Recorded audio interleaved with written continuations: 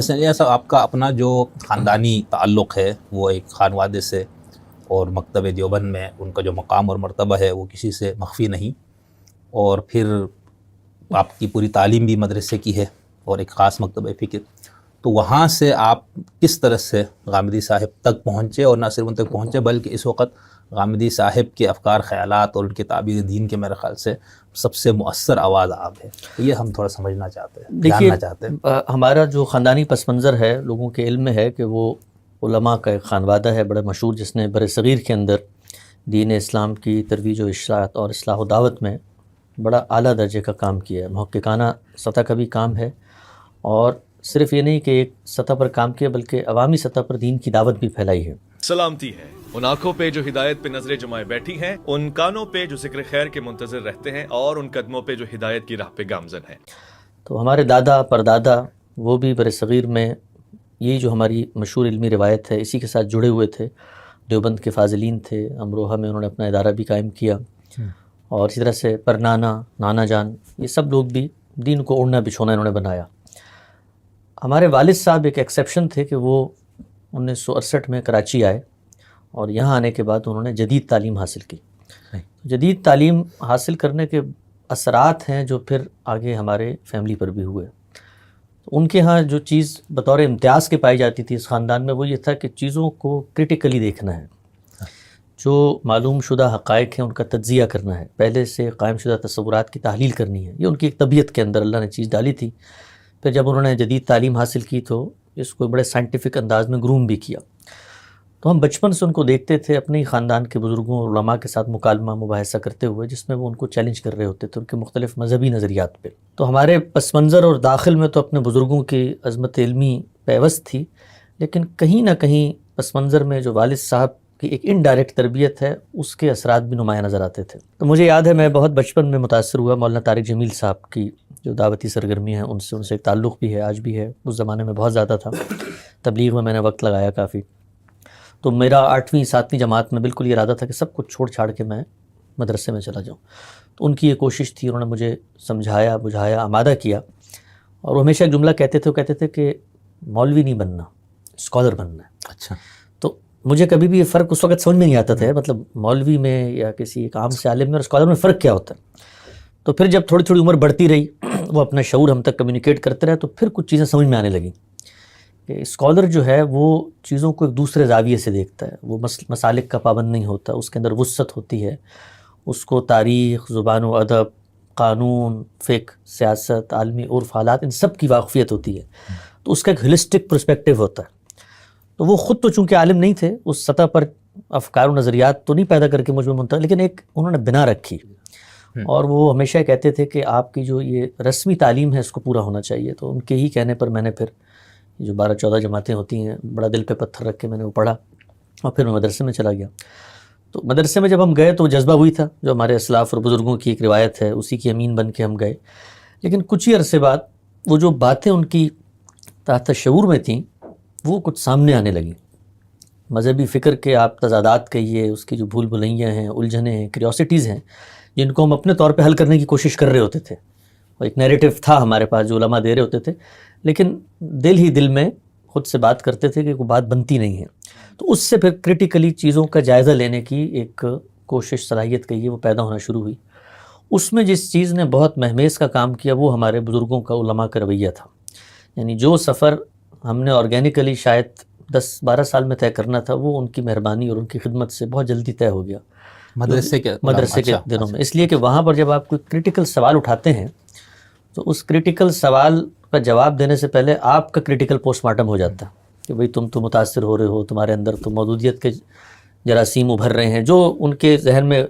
فرقہ باطلہ کی تصاویر ہوتی ہیں وہ ان کو آپ کے کرٹیکل سوال پر مجسم ہوتی ہوئی نظر آتی ہیں، یہ تو معتزلہ۔ اچھا، ہمیں اس زمانے تک سچی بات یہ ہے کہ پتہ ہی نہیں تھا یار معتزلہ بھی کیا کہتے ہوں گے اس بارے میں، یا مودودی فکر کی کیا تھی۔ ہمارے تو ایک فطری جس طرح ایک متوسط درجے کے طالب علم کے ذہن میں تضادات کے نتیجے میں سوالات پیدا ہوتے ہیں، وہ ہو رہے ہوتے تھے، تو ٹیگنگ کا کام، لیبلنگ کا کام شروع ہوا۔ تو اس ٹیگنگ اور لیبلنگ سے اللہ تعالیٰ نے انسان کو جو شعور دیا ہے نا، وہ کبھی بھی تضادات میں نہیں جیتا، اس کے اندر کیوریوسٹی کی ایسی صلاحیت ہے کہ وہ آگے بڑھ کے حقیقت کو تلاش کرنا چاہتا ہے۔ آپ اگر دیکھیں نا کہ خود جو فلسفے کی پوری تاریخ ہے، یا باقی جو علوم گزرے ہیں ان میں کیا ہے، یعنی یہ جو کچھ حکمت کی ساری جستجو کا منتہا کیا ہے، کائنات کے اختلافات میں وحدت کا سررشتہ تلاش کرنا یا اختلافات میں یکسانیت تلاش کرنا، یعنی کوئی ایک میگا نیریٹو ملنا چاہیے. یہ انسان چاہتا ہے، ہر انسان چاہتا ہے، یہ اللہ تعالیٰ نے اس کی فطرت میں ڈالا ہے. تو آپ کبھی بھی اگر متضاد متفرق آراء دیں گے جس کی کوئی پرنسپلڈ اپروچ نہیں ہوگی، خود آپ اپنے اصولوں کو توڑ رہے ہوں گے، تو اس کے نتیجے میں یہ ہو نہیں سکتا کہ کوئی باشعور آدمی اس کو آنکھیں بند کر کے تسلیم کر لے. تو اس کے لیے جو پہلا مرحلہ ہوتا ہے، اور ہمارے جو مذہبی فکر ہے وہ اس چیزوں سے واقف ہے، تو اسی لیے وہ ان چیزوں کا پہلے اہتمام کرتی ہے کہ آپ نے خارجی مطالعہ نہیں کرنا، آپ نے بزرگوں کی تقلید کرنی ہے. پھر اس کے لیے ایک نیریٹو تشکیل دیا جاتا ہے جو بزرگوں کے خدا تعالیٰ کے ساتھ غیر معمولی تعلق کے کچھ مظاہر ہیں جو آپ کے ہاں سینہ بسینہ کانوں میں پھر رہے ہوتے ہیں. تو وہ سب کچھ ہوگا، پھر آپ مذہب کی طرف جائیں گے. تو کریوسٹی جب پیدا ہوگی تو اس کو مارنا آسان ہوگا. لیکن اگر آپ کا براڈ بیس تعلیم کا پس منظر ہے، آپ چیزوں کو تجزیے، تحلیل، تنقید سے دیکھتے ہیں، تو پھر اس کا ایک نتیجہ نکلتا ہے. اور وہ نتیجہ ہماری ابتدائی طالب علمانہ زندگی میں بھی نکلا. میرا ایکسپوجر تھا پاکستان کے بڑے علماء کے ساتھ اٹھنا بیٹھنا تھا اپنے خانوادے اور مذہبی پس منظر کے لحاظ سے. ان تک کے سامنے ہم نے ان چیزوں کو پیش کیا. ایسا نہیں ہے کہ کسی مسجد کے امام صاحب یا مولوی صاحب سے، یعنی جو علم کی نمائندہ شخصیات ہیں ان کے ساتھ براہ راست مکالمے کا موقع ملتا تھا. تو کچھ ہی عرصے بعد یہ اندازہ ہو گیا کہ یہ جو چیلنجز ہیں، جو سوالات ہیں، ان کے جواب میں بنائے استدلال طے ہے، اور وہ ہے امت کی اجماعی روایت. یعنی چونکہ ایک جمع غفیر، ایک اجماع، ایک بڑا طبقہ یہ بات کرتا ہے، تو یہ خود اپنی ذات کے اندر ایک بہت بڑی دلیل ہے. تو اس کو اگر آپ نہیں مانتے، مجھے یاد ہے میں جب جاتا تھا بزرگوں کے پاس سوالات کا سلسلہ ہوتا تھا، تو وہ ایک جملہ مجھے کہتے تھے، وہ کہتے تھے کہ اس معاملے میں کہ آپ کا ذہن صاف نہیں ہے، یعنی یہ تو متفق علیہ معاملہ ہے. تو جب یہ کہا جاتا نا ذہن صاف نہیں ہے، تو ذہن کو یہ لگتا تھا کہ یار اس سے بڑی تو تمہاری کوئی توہین نہیں ہو سکتی. یعنی ذہن تو استدلال کے نتیجے میں صاف ہوتا ہے. ذہن جو ہے وہ آباء کے تصورات کو موروثی طور پہ اخذ کر لینے سے صاف نہیں ہوتا. تو ذہن کی جو صفائی ہے اس کا جو کام ہونا چاہیے تھا وہ نہیں ہوا. تو پھر ایک لمبا وقت ہے، 6-7 سال کا زمانہ ہے، جس کے اندر کچھ ابتدائی حالات ہیں، کچھ رد عمل کے حالات ہیں، کچھ برزخ کی کیفیات ہیں. پھر یہ جو مکتبہ فکر ہے خود اس کو پڑھنے کا ایک پورا سفر ہے، چونکہ ان کا 10-15 ہزار صفحات کا لٹریچر ہے. کسی بھی نئی پرنسپل اپروچ کو سمجھنے میں وقت لگتا ہے. تو کرتے کرتے اللہ تعالیٰ نے مجھے یہ موقع دیا کہ خود اس نظام فکر کے ایک بڑے آدمی کے ساتھ مجھے رہنے کا اور ان کے ساتھ کام کرنے کا اور ان کے افکار و نظریات کو سمجھنے کا موقع مجھ سے میسر آیا. اور گزشتہ 15 سال سے اللہ کا بڑا فضل ہے، میں ان کی خدمت میں حاضر ہوں، اور جو کچھ دین کا علم انہوں نے سیکھا ہے وہ اپنے طالب علموں کو سمجھاتے ہیں. سوالات وہاں بھی ہم کرتے ہیں، وہاں بھی کبھی اپنے آپ کو اس پر آمادہ نہیں کیا کہ جس عہد کو لے کر ہم ایک فکری دھارے سے دوسری جگہ پر آئے ہیں اس کا یہاں پر انتقال نہ ہو. تو غامدی صاحب کے ساتھ شب و روز مکالمہ ہوتا ہے، مباحثہ ہوتا ہے، بلکہ بسا اوقات یہ سچی بات میں آپ سے عرض کرتا ہوں کہ اس درجے میں چلا جاتا ہے کہ کہیں ہمیں ان پر ترس آ رہا ہوتا ہے، یار یہ تو ہم زیادتی کر رہے ہیں. یعنی ٹھیک ہے ایک آدمی بڑا کشادہ ظرفی کا اظہار کرتا ہے، لیکن انہوں نے اس جو ہمارے اندر کی ایک آپ کا یہ لٹک ہے اس کو مرنے نہیں دیا، اس کو آمادہ رکھا ہے. اور ان کے ساتھ بھی جو ان کے ارد گرد لوگ ہوتے ہیں وہی ان کے محبوب ہوتے ہیں جو ان کے ناقدین ہوں، ان کی فکر کو کریٹیکلی انالائز کریں، کیونکہ ان کا مقصد بھی یہ ہوتا ہے کہ وہ ذہن صاف نہیں کرنا چاہتے، وہ اپنا جو ذہن ہے اس کو صاف کروانا چاہتے ہیں. یعنی آپ ان کے پاس جائیں اگر کوئی تنقید لے کے، تو وہ تنقید کو سننے کا جو حوصلہ ہے وہ تو ایک طرف، یعنی اس آدمی کے اندر ایک شدید خواہش پیدا ہوتی ہے کہ ہو سکتا ہے آپ کی تنقید کے نتیجے میں مجھے ریویو کرنے کا موقع مل جائے، میں اپنے افکار و نظریات کو دوبارہ سے کریٹیکلی انالائز کروں. تو اس پس منظر میں اس مکتبہ فکر سے تعارف ہوا، اور اب چونکہ اس کو پڑھتے لکھتے ہوئے 10-15 سال ہو گئے ہیں، اور جو امت کی علمی روایت ہے اس کو پڑھ کے ہم اس طرف آئے تھے، تو اب تقابل بھی کر لیا ہے، جو منہاج ہیں ان کے سرشتے بھی دریافت ہو گئے ہیں، پرنسپلز بھی معلوم ہیں. تو اب تصویر پوری ہو گئی ہے، پتہ چل گیا ہے کہ جو تضادات اس فکر میں پائے جاتے تھے اس کی وجوہات کیا تھیں، اور کیسے ان کیوریوسٹیز کو فکر فراہی دور کرتا ہے. بہت اچھا. لیکن حسن الیاس صاحب، غامدی فتنے کے شکار ہونے سے پہلے جو آپ کا ایک برزخ کا دور ہے نا، ہم اس کو بھی تھوڑا جاننا چاہتے ہیں کہ آپ اہل السنت والجماعت حنفی دیوبندی خانوادے سے، اور جن تعلیمی اداروں میں آپ نے تعلیم حاصل کی مدرسے کی وہ بھی اسی مکتب کے. جی اچھا، اس کے بعد پھر غامدی صاحب، اس بیچ میں آپ اور کیسے کوئی ایسے گمراہ لوگ آپ کو نہیں ملے جن کو آپ پڑھتے تھوڑا گمراہی کے جراثیم وہاں سے بھی آپ کے اندر منتقل ہوتے ہیں؟ اچھا، وہ اللہ سید تعالیٰ نے مودودی صاحب ہے، ڈاکٹر صاحب ہے، اور بہت سے اس طرح کے لوگ، اہل القرآن کا پورا مکتب تھا. جی ہاں، وہ قرآن مجید میں اللہ تعالیٰ کہتے ہیں نا کہ جب تم گمراہی کی طرف جاتے تو ہم پھر شیاطین مسلط کر دیتے ہیں. تو اس کے لیے پھر اللہ تعالیٰ نے یہ کیا کہ جیسے ہی دل میں خیالات پیدا ہونا شروع ہوئے تو یہ شیاطین، ویسے میں نے مولویوں کی کونوٹیشن میں کہا، تو پھر رستے کھلتے چلے گئے اور پھر ایک کے بعد دوسرا باب، دوسرے کے بعد تیسرا باب. ہمارا ابتدائی تعارف جو ہے وہ تو مولانا فراہی کی ایک کتاب سے ہوا تھا. اچھا. کراچی اردو بازار میں میں اور میرا ساتھی ہم پرانی کتابیں کبھی خریدنے جاتے تھے، وہاں ہمیں ایک رسالہ ملا ان کا، آخرت کے اوپر ایک چھوٹا سا رسالہ ہے ان کا، تو اس سے تعارف ہوا. مولانا اصلاحی بیچ میں مسنگ تھے ہمارے کینوس میں. یہ تو معلوم تھا کہ ایک مفسر گزرے ہیں ہمارے اپنے بزرگوں کی لائبریری میں، ان کی تفسیر بھی تھی، لیکن ان کی کوئی انفرادیت ہے یہ مدرسے کے طالب علم کی حیثیت سے میرے علم میں نہیں تھا. لیکن غامدی صاحب سے پھر تعارف ہوا 2003-04 آپ کہیے، بالکل ہی ابتدائی جو میری عمر تھی، 16 سال 17 سال ہوگی اس وقت. تو ان کو سننے کے بعد پھر کچھ تانے بانے ملنا شروع ہوئے. معلوم ہوا کہ یہ تو اصل میں ایک پرنسپل اپروچ ہے، یہ استاد امام کا نام لیتے ہیں ان کے. تو یہ پتہ چل گیا کہ یہ لوگ یہاں پر موجود ہیں اور ایک نقطہ نظر قائم رکھتے ہیں. جس چیز نے بہت زیادہ اجنبیت نہیں پیدا ہونے دی ان کے افکار و نظریات سے، وہی آپ کے سوال کا جواب ہے کہ اس کے درمیان میں چونکہ مجھے پڑھنے لکھنے کا شوق تھا، میں نے مولانا وحید الدین خان صاحب کا جو بھی لٹریچر موجود تھا اس کو اپنے میٹرک اور انٹر کے زمانے میں پڑھا. اور اس کے بعد بھی کیونکہ ان کا جو طرز تحریر تھا وہ جدید پڑھے لکھے لوگوں کو بہت متاثر کرتا ہے. یعنی وہ صرف ایک مذہبی آدمی اس کو نہیں پڑھتا، ایک جدید پڑھا لکھا آدمی پڑھتا ہے. تو مولانا وحید الدین خان نے اصل میں دماغ میں ایک کشادگی پیدا کر دی تھی. اس کے نتیجے میں غامدی صاحب اور مولانا اصلاحی کے جو افکار تھے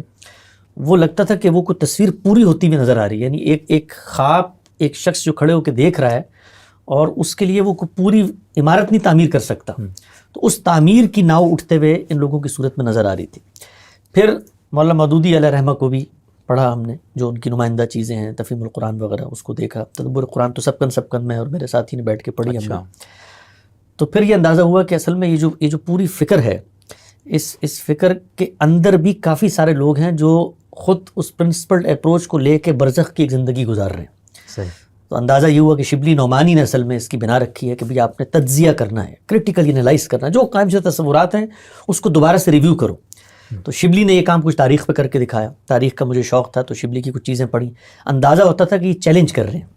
خود ان کی سیرت النبی میں بعض روایات پہ تنقیدات. تو اب جو مذہبی ذہن ہوتا ہے اس کے لیے تنقید ایک بہت ہی اچنبے کی چیز ہوتی ہے، کیونکہ وہ تو ایک مانی جانے والی خبر کو پرسیو کر کے آگے جا رہا ہوتا ہے. تو شبلی نعمانی ہیں، سید سلیمان ندوی ہیں، اس طرح سے ہمارے مولانا سید ابو الاعلیٰ صاحب مودودی ہیں، پھر مولانا وحید الدین خان ہیں. تو ان لوگوں نے ان چیزوں کی طرف توجہ دلائی اور توجہ دلانے کے بعد خود کوئی نظام فکر نہیں تشکیل دے سکے. لیکن ایک ذہین آدمی کو بتا دیتے ہیں کہ دیکھو ان معاملات میں ہم اس نیریٹو کو پیش کر رہے ہیں، یہ خود یہ نیریٹو اپنی ذات میں کمزور نیریٹو ہے. یعنی ہر ایک نے کچھ نہ، مولانا وحید الدین خان ہے مثلا، انہوں نے جہاد ایک بڑی کیوریوسٹی ہے 21ویں صدی میں.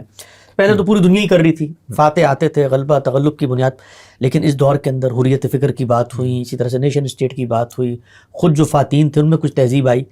تو اس کے نتیجے میں مذہبی فکر کرائسس کا شکار ہوئی. تو اب برزخ میں کھڑے ہوئے لوگ بھی کوئی نہ کوئی نیریٹو دے رہے ہیں. مولانا وحید الدین خان کا اب جہاد پہ نیریٹو پڑھیں، اگرچہ غامدی صاحب کے نیریٹو سے بالکل مختلف ہے، لیکن صاف نظر آتا ہے.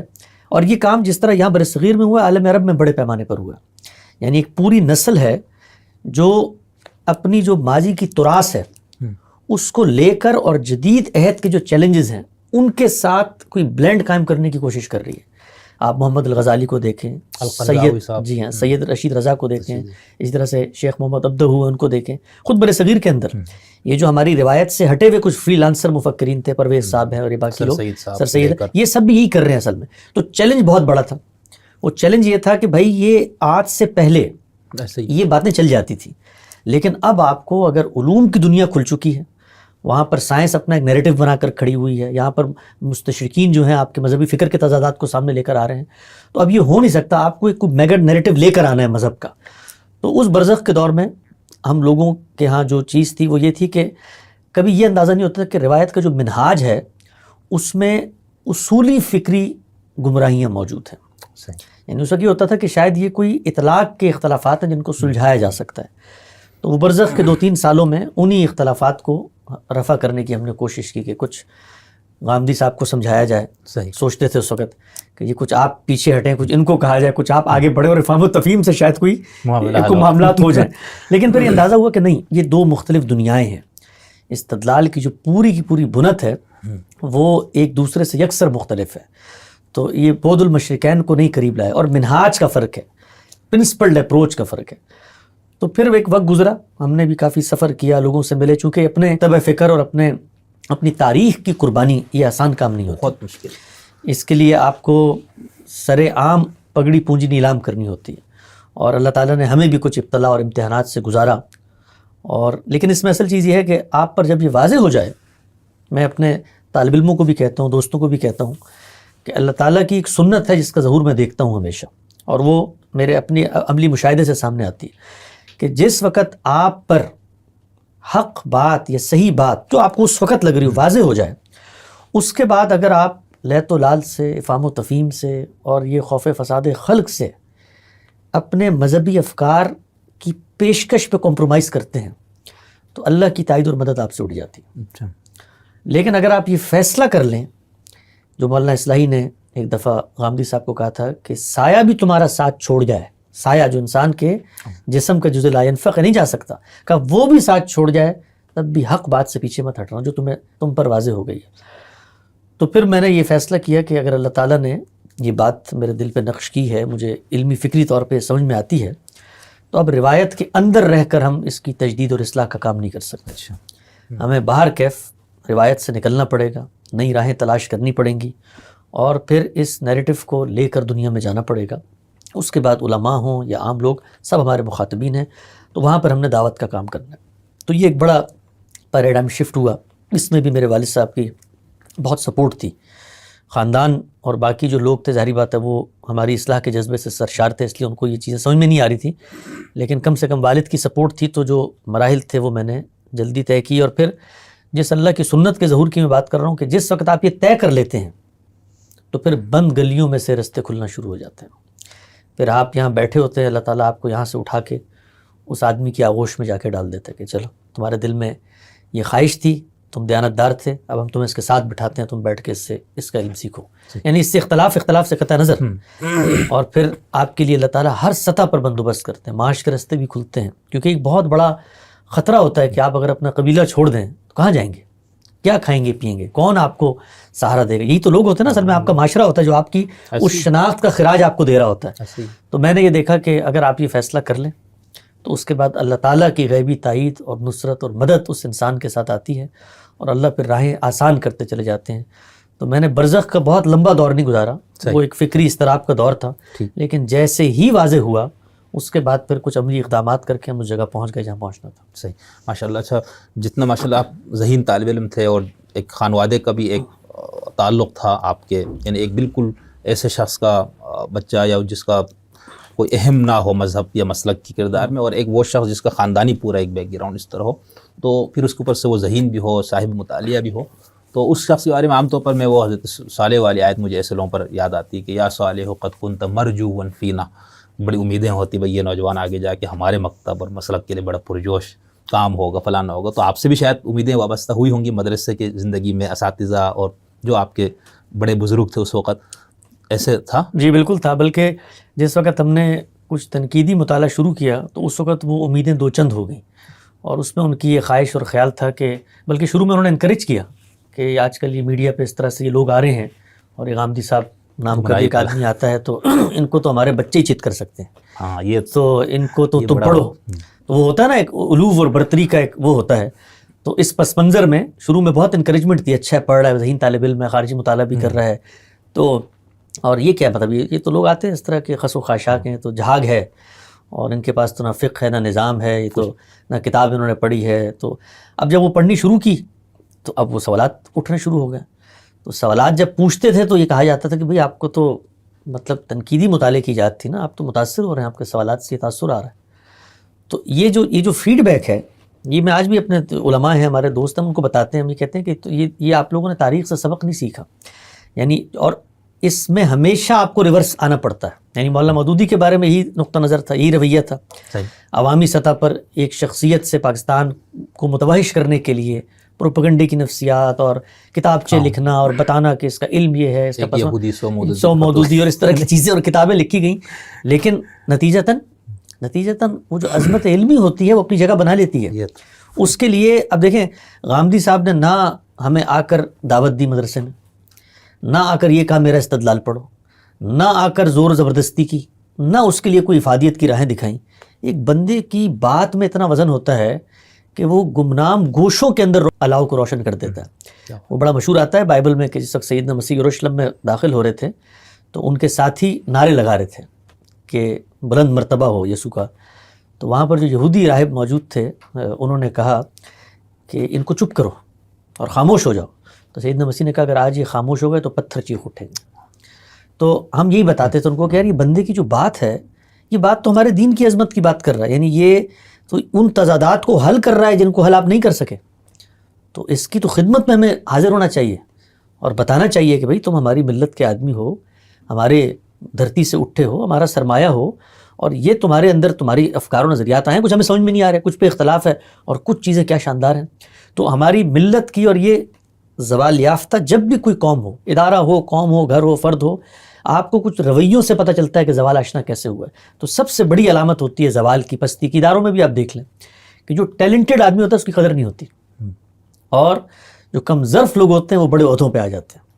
تو ہماری ملت کی یہ بڑی زبوں حالی ہے کہ انہوں نے جاوید احمد غامدی صاحب جیسے صاحب علم کی قدر نہیں کی، اور یہ علماء نے کرنی تھی، بالخصوص اس وقت جو علمی روایت کو لے کے چلنے والے علماء دیوبند، یہ ان کی ذمہ داری تھی۔ صرف دیوبند کی، باقیوں کی بھی کوئی؟ ہاں باقیوں کو بھی کہہ سکتے ہیں، لیکن چونکہ پاکستان کے اندر ایک بہت بڑا تعلیم کا نظام، مدارس کا نظام، پھر فکری تحریکیں، اپنا پس منظر لے کے ہندوستان سے یہاں لوگ منتقل ہوئے، باقی علماء بھی صحیح۔ تو چونکہ یہ ایک غلبہ رکھتے ہیں تو ان کی اولین ذمہ داری تھی، اور خود ان کی فکر جن مراحل سے ہو کے گزری ہے وہ ان تمام نشیب و فراز سے واقف ہے، یعنی مکتبہ فکر کیسے بنتا ہے، اس کے اندر آراء کیسے ہوتی ہیں۔ دیوبند کی بات، دیوبند تو اصل میں پیچھے حنفی روایت کے اوپر کھڑا ہوا ہے، وہ حنفی روایت 800 سالہ ایک تاریخ رکھتی ہے، اس کے اپنے اندر ارتقاء، علوم کا ارتقاء، نظریات کا ارتقاء، خود سراج الائمہ کی جو آراء ہیں ان سے 80% مختلف آراء فقہ حنفی میں ہیں۔ تو اب یہ چیزیں چونکہ ہمارے یہاں دور انحطاط تھا پچھلے 200 سال میں، خود مدارس کی جو روایت ہے وہ اپنے اسلاف اور اپنے آباء کی ان رویوں سے واقف نہیں ہے، تو اس وجہ سے غامدی صاحب کے بارے میں ایک بڑا ہی متشددانہ رویہ ہمارے یہاں سامنے آیا، اور کچھ حالات بھی اس طرح کے پیدا ہو گئے تھے۔ ظاہری بات ہے اس وقت پاکستان میں جل مشرف کا ماشاء اللہ تھا، اور خود مشرف صاحب ایک نظریاتی سوچ رکھتے تھے، تو لوگوں نے بہت آسانی سے ٹیگ کرنا شروع کیا کہ بھئی تو مغرب کی طرف سے کوئی آواز آ رہی ہے اور اس کے جو نتائج ہیں وہ اس طرح کے سیاسی رائے ہموار کرنی ہیں، یعنی اس فکری بنیاد کو نہیں اپریشیٹ کیا اب تک علماء نے۔ اب میرا خیال ہے کہ وہ مرحلہ آیا ہے کہ جب ان کو پتہ چلا ہے کہ بھئی یہ تو ایک پورا مکتبہ فکر ہے اور ان کو 100-150 سال کی تاریخ ہے، اور ان کے بھی کچھ اکابرین پائے جاتے ہیں جن کے آگے جو ہے عظمت علمی کے قصے جو ہیں، اگرچہ ہم اپنے اکابرین کے وہ قصے نہیں سناتے ان کے ساتھ جو اللہ تعالیٰ کی اس طرح کی چیزیں ہوتی ہیں، اس کے باوجود اندازہ ہو رہا ہے معاشرے کو اور وقت لگتا ہے۔ تو میں ابھی بھی پر امید ہوں کہ اگر ہم شائستگی کے ساتھ علمی انداز میں اپنے علماء کو مخاطب کر کے یہ بتانے کی کوشش کریں کہ یہ اصل میں خدا کے دین کی بقا کی جنگ ہے جو اس وقت سامنے آ رہی ہے، اس میں تمہارے جو مسلکی اختلافات ہیں اور یہ فروعی چیزیں ہیں ان کی کوئی اہمیت نہیں ہوگی۔ یعنی جس بچے کو تم دیوبندی، بریلوی، اہل حدیث بنانا چاہتے ہو اس کو مسلمان رکھنا ناممکن ہے۔ تو یہ جو شخصیت ہے اس کے ٹھیک ہے ابھی تم لوگوں کا کینوس اتنا بڑی نہیں ہوا کہ اس کے تمام چیزوں کو تم ڈائجسٹ کر سکو، لیکن استفادہ کرو اس سے، تو اس سے خود تمہارے دینی فکر کی پریزنٹیشن میں بہتری پیدا ہوگی۔